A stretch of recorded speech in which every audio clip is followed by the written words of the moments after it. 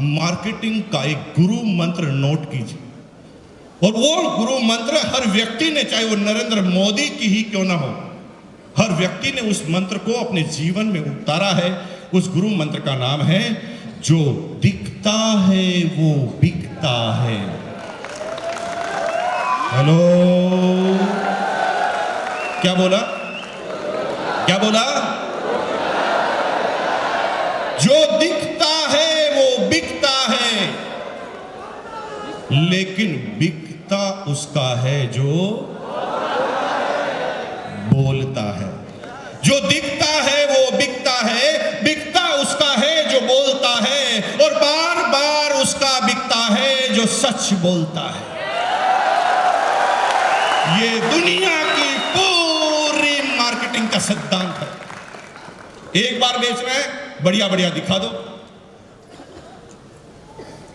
और बार बार बेचना है तो सच बोलना पड़ेगा। अगर सच नहीं बोलोगे काम नहीं होगा। एक आदमी बहुत परेशान था, एक कंपनी में भर्ती हुआ, कंगे बनाने वाली कंगी कॉम। उसे 20 कंगी का टारगेट दिया गया कि एक 10 रुपए की कंगी है, 20 बेचोगे तो आपकी इतनी सैलरी हो। बेचारा पूरे दिन भर कंगी बेचता था। अब कंगी की जरूरत किसी को थी नहीं, सबके घर पर अपनी जेब में कंगी थी। टारगेट पूरा नहीं हो रहा था, तो टारगेट पूरा नहीं हुआ तो उसने एक युक्ति सोची, और वो एक टकले आदमी के पास पहुंच गया जिसके पास बाल थे ही। उस टकले आदमी के सामने जाकर बोला, भाई साहब कंगी ले लो। टकले आदमी को इतना गुस्सा आया, उससे साला कि इसका सिर फोड़ दूं मैं। वो कह, साला मुझे चिढ़ा रहा है, मेरे पास बाल ही नहीं है और तू कह रहा कंगी ले लो। वो कह, सर मैं इसीलिए तो आया हूं, थोड़ा सोचो ना कि आप टकले हैं, फिर मैं क्यों आया, यही तो समझाना चाहता हूं। सर हमारी कंगी है इतनी जबरदस्त कि आप 3 महीने तक रोज सोने से पहले इसको 5 बार रगड़ो, और रोज सोने के बाद में 5 बार रगड़ो, उठने के बाद 5 मिनट। अब बेचारा 5 बार 5 रगड़। अब ये डिसीजन कैसे होते हैं? 90% लोग इमोशन की मार्केटिंग करते हैं। अब जब आप सुबह सुबह या रात को 2 बजे भी टीवी चैनल खोलोगे ना, तो कोई ना कोई मार्केटिंग कंपनी आपको नजर आएगी, और उसके अंदर आपको ये बताया जाएगा कि हमारे प्रोडक्ट से क्या हुआ। इमोशनल क्या होता है? बेचारा टकला एक दिन में थोड़ी हुआ है? उसने बाल को रोकने की कोई प्रयास नहीं किए होंगे, आपको लगता है? 50, 100, 200 बेचारा प्रयास कर चुका है। कभी कोई कहता है इसके ऊपर गाय का गोबर लगा लो, बेचारा उसने गोबर भी लगाया। कोई कहता है इसके गोमूत्र लगा लो, उसने गोमूत्र भी लगाया। किसी ने कहा ताजा लगा लो, सुबह 4 बजे ही गाय के पीछे जाके खड़ा हो गया, ताजा लगा। इतने प्रयास करने के बाद उसके बाल गए हैं, लेकिन फिर भी वो आपकी बात क्यों मान लेता है? वो कहता साला इतने तो नुकसान कर लिए, इतने डॉक्टर के पास गए, तो ये तो ऐसी युक्ति बता रहा है जिसमें ज्यादा पैसा नहीं लगने वाला, केवल 20 रुपए की कंगी। वो मन ही मन सोचता है, नहीं आए तो अभी कौन से हैं, और आ गए तो। अब वो इमोशन से कहता चल कंगी दे। कंगी तो बिक जाती है मेरे भाई, एक बार आपने गड़बड़ बोल दी बिक जाएगी कंगी, लेकिन ऐसी कंगी बेचने वाला आदमी कभी जिंदगी में दोबारा उस टकले की गली में जा पाएगा? और गया तो उसको गंजा करके भेजा जाएगा। जो दिखता है वो बिकता है, बिकता उसका है जो बोलता है, और बार बार उसका बिकता है जो सच बोलता है। एक छोटा सा एग्जांपल देते हैं, आपको समझ में आ जाएगी पूरी की पूरी बात। आपको छोटे से एग्जांपल में समझ में आ जाएगी। आपने ट्रेन में सभी लोगों ने सफर किया होगा, सभी लोगों ने ट्रेन में सफर किया होगा। एक छोटी सी घटना आप देखिए उस ट्रेन के अंदर जो होता है, आप उसको समझिए, और आपको यह सिद्धांत पूरी तरह मार्केट में दिमाग में फिट हो जाए। ट्रेन की बोगी है, ट्रेन की बोगी में 10-20 आदमी को चाय पीने की इच्छा हो रही है, तलब हो रही है चाय पीने की, कोई चाय वाला आ जाए। तभी एक मायूस सा चाय वाला चाय की केटली अपने हाथ में लेकर उस बोगी के बाहर से गुजरता, बोलता कुछ नहीं, बोगी के बाहर से सिर्फ गुजरता। अब यहां पर जिसकी भी नजर चाय पीने की इच्छा जिसकी है, उसकी नजर चाय वाले पर पड़ी, तो उसने तुरंत उससे पूछा, चाय है क्या? इसका मतलब उसने कुछ भी नहीं बोला, फिर भी चाय क्यों बिक रही है? क्योंकि जो दिखता है वो बिकता है। तो पहला काम क्या करना? दिखाने का। लेकिन कंसेप्ट नंबर 2 में जब आप आएंगे तो आप क्या देखते हैं कि एक चाय वाला बोगी के अंदर घुसता है और वो बोलना चालू करता है, चाय चाय चाय चाय, दुनिया की जोरदार चाय, दुनिया की शानदार चाय, एक बार पियोगे 1000 बार पियोगे। याद रखोगे भाई साहब, चाय की है गारंटी। याद रखना आप कि अगर पसंद नहीं आई तो पैसा वापस दिया जाएगा। चाय चाय चाय। अब आप क्या देखते हैं कि जिसकी चाय पीने की इच्छा नहीं है वो भी पीता है। जो दिखता है वो बिकता है, बिकता उसका है जो बोलता है। और जब तक आप दिखाओगे नहीं, काम होगा नहीं। और टकले वाली बात तो मैंने आपको तीसरी बता दी कि बार बार उसका बिकता है जो सच बोलता है। अब इसकी शुरुआत कैसे करनी? कुछ मत करो मेरे भाई। जब भी आप आरसीएम बिजनेस किसी को समझाने जाओ और पहली ट्रेनिंग उसे दो तो उसे सिंपल सी बात करो, भाई तुम बाद में आरसीएम करना, पड़ोसी की बात बाद में जाना, सीधा सा पहला काम कर, घर के प्रोडक्ट बदल। और तुझे कैलकुलेशन लगा कि तेरे घर में अगर 5000 के प्रोडक्ट हर महीने यूज आते हैं तो तू 10,000 के खरीद ले। और 10,000 के खरीद लेगा तो कितना नुकसान होगा तुझे? कितना नुकसान होगा? 1 रुपए का नहीं होगा। इस महीने जो यूज नहीं आ रहे हैं वो अगले महीने यूज आ जाएंगे। हेलो, नुकसान तो कुछ हुआ नहीं। तू क्या कर, 10,000 का प्रोडक्ट एक साथ ले ले और एक अपने घर में जिस ड्राइंग रूम में आप घुसते हो उस दीवार को, सामने वाली दीवार पर जो भी सबसे पहली नजर पड़ती है उस दीवार पर तुम इन सारे प्रोडक्ट को सजा दो। सिर्फ सजाने से ये पूरे 3 सिद्धांत काम होंगे। जो दिखता है वो बिकता है, बिकता उसका है जो बोलता है, और बार बार उसका बिकता है जो सच बोलता है। अब क्या होगा? 4 फायदे में बैक टू बैक बता रहा हूं आपको। फायदा नंबर 1 यह हुआ, आप अपनी डाउनलाइन, आप सभी लोग लीडर हैं। Are you leader? Are you leader? आप सब लोग लीडर हैं तो आपकी टीम है, और आपकी टीम में एक प्रॉब्लम आती है जो मैं आपको बता दूं, जो मेरे घर में आती थी पिछले 2 साल पहले, वो मैं आपको बता दूं। रात को अचानक बीवी बोलती है, 11 बजे मान लेते हैं, रात को 11 बजे अचानक बीवी बोलती है सब्जी नहीं बन सकती, हल्दी खत्म। क्या करोगे? 11 बजे कहां से लाओगे? पड़ोसी नहीं है तो कहां से लाओगे? हेलो, प्रॉब्लम ही प्रॉब्लम है। और आपको आश्चर्य होगा होता क्या? जब भी ऐसी अचानक कोई विविधा आती है हमारे घर में तो हम तुरंत पास में जो दुकान है उसके पास ढूंढ के जाते हैं, चाहे उससे जिंदगी में कभी भी मान नहीं लिया, लेकिन अब आपकी मजबूरी है, उसी के पास जाते हैं और उसे कहते हैं भाई साहब ये 100 रुपए लो, सबसे छोटा वाला पैकेट दे दो, क्योंकि कल तो मैं आरसीएम के पिकअप सेंटर पर जाकर नया लाऊं। अब थोड़ा सोचो कि आपकी टीम में अगर 1000 आदमी हैं, 1000 आदमी एक महीने में एक बार ऐसी गलती करते हैं, सिर्फ एक बार, तो 1000 into 100, 1 लाख का नुकसान आप हर महीने कर रहे हैं। सिर्फ अगर आपने हर व्यक्ति को प्लान में समझा दिया होता कि माल तुझे समझाना है तो ये 24 घंटे की दुकान हो जाता है, 24 आवर्स। फायदा नंबर 2 ये है कि जब आप डिस्ट्रीब्यूटर बनते हैं तो आप अकेले बोलने वाले होते हैं, लेकिन जो ही ये प्रोडक्ट आप घर में लगाते हैं तो प्रोडक्ट के घर के सारे लोग डिस्ट्रीब्यूटरशिप का काम करने लग जाते हैं। जैसे एग्जांपल लेते हैं, आपने आरसीएम ज्वाइन किया, प्रोडक्ट सजा दिया। अब प्रोडक्ट सजा दिया और घर पर पड़ोसन आपकी बीवी से मिलने आई। उसने एक प्रश्न किया, भाभी जी यहां पर तो आपके शादी की फोटो लग रही थी, अब साबुन क्यों लगाया? अब वो पूछेगी तो सुनेगा कौन? ऑटोमेटिक ही काम हो रहा ना मेरे भाई। आपने थोड़ा अलग बताया, सामने वाले ने प्रश्न रिलीज कर दिया। यहां पर फोटो लगी थी, साबुन क्यों लगाया? अब आपकी बीवी को आरसीएम के बारे में ज्यादा पता नहीं, जितना पता है वो बताएगी, और वो देख लिए क्या क्या बताएगी और उससे क्या क्या इफेक्ट होता है मैं आपको बताता हूं। ये हमारे हैं ना, पता नहीं क्या क्या करते रहते हैं।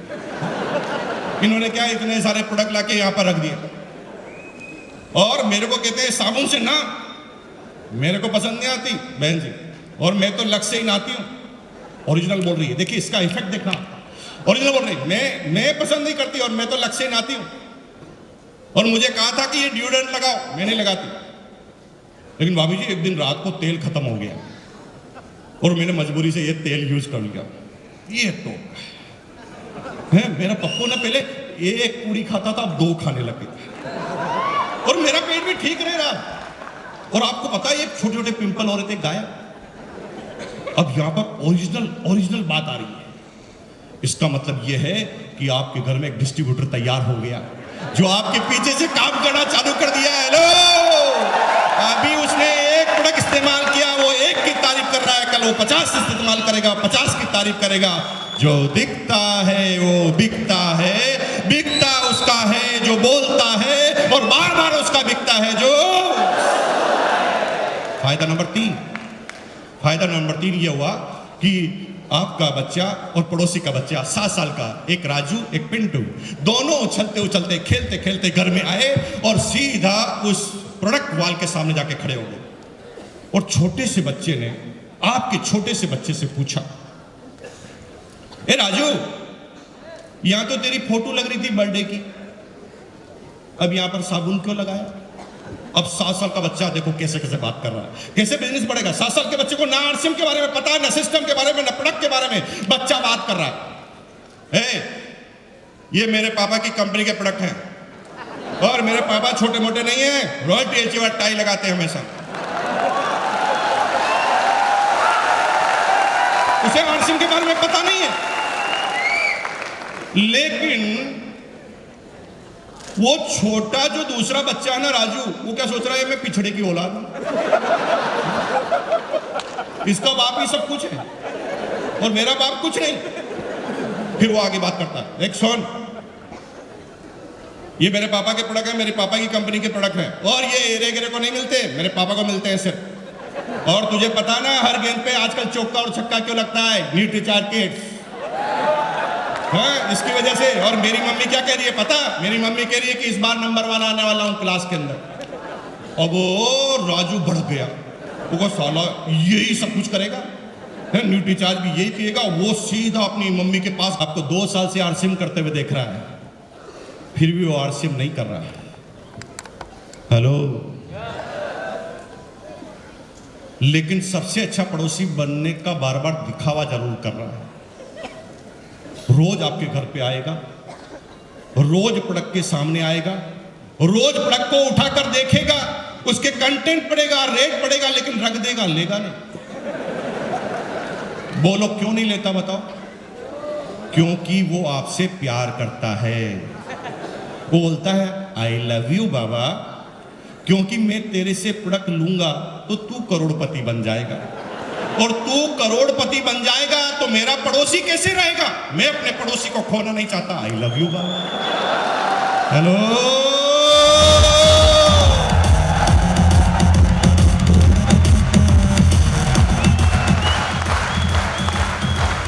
वो आपसे प्रोडक्ट नहीं लेता क्योंकि वो मन ही मन सोच रहा है कि मैं इसको पहले चेक कर लेता हूं, ये कुछ कर पाता है कि नहीं कर पाता। कोई बात नहीं, करने दीजिए चेक। आपका सिर्फ एक काम है, प्रोडक्ट रख दिया ना, अब उसको सिर्फ ये पता है कि प्रोडक्ट रहते हैं, वो करता नहीं, लेता नहीं, लेकिन एक दिन ऐसा समय आएगा कि कायनात में ऑटोमेटिक फंस जाएगा। कैसे? शर्मा जी उनका नाम है। रात को 11 बजे 5 मेहमान आ गए शर्मा जी के घर, जो आरसीएम नहीं कर रहे। मेहमान ने कहा भाभी जी चाय तो पी के जाएंगे। भाभी जी किचन में गई, चाय का ढक्कन खोला, चाय खत्म। अड़ोस पड़ोस में कोई है नहीं, पिकअप सेंटर बंद हो गए, सॉरी दुकानें सारी बंद हो गई है। उसने शर्मा जी को धीरे से अंदर बुलाया, शर्मा जी सुनो। शर्मा जी किचन में गए, चाय की पत्ती खत्म हो गई, क्या करेंगे? भागो, पीछे के गेट से भागो, कैसे मिलेगा? अब शर्मा जी बाहर आकर सोच रहे हैं कहां जाऊं, 11 बजे कहां से चाय की पत्ती लाऊं? तभी याद आता वर्मा जी, जो दिखता है वो बिकता है।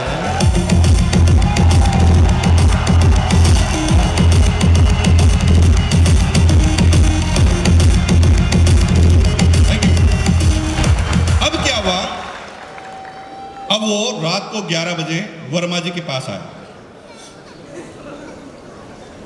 वर्मा जी, मैंने सोचा कि आज आपका प्रोडक्ट इस्तेमाल कर लिया जाए। रात को 11 बजे। वर्मा जी क्या पागल है? रात को 11 बजे प्यार उमड़ रहा है। देखो, मैं सोच रहा हूं कि आज आपके प्रोडक्ट इस्तेमाल करके देख लिए जाए, और मैं सबसे पहले आपकी चाय की पत्ती को चेक करना चाहता हूं। ये समझ गया, पूरा फंस चुका है। रात को 11 बजे कोई चेक करने नहीं आता। अब उसने चाय की पत्ती उठाई। शर्मा जी ने बोला, हाँ हाँ प्लीज आप ले सकते हैं, ये आपके लिए ही है। उसने फटाफट चाय की पत्ती उठाई और पीछे की तरफ रेट देखी और पूछा कि कितना दूं। सोचा कि पड़ोसी है, कुछ तो डिस्काउंट देगा। तभी तुरंत शर्मा जी बोल गए, नहीं नहीं नहीं, ज्यादा देने की जरूरत नहीं, जो लिखा हुआ उतना, ज्यादा नहीं, हाँ? जो लिखा हुआ उतना। मजबूरी में चाय की पत्ती ले ली गई। यहां पर हो गई आपकी सेल। अब चक्कर क्या पड़ा देखिए, पांचों मेहमानों ने चाय पी और योग ऐसा बैठा कि पांचों मेहमानों ने चाय पीकर आधा घंटे में से 15 मिनट केवल चाय की तारीफ की।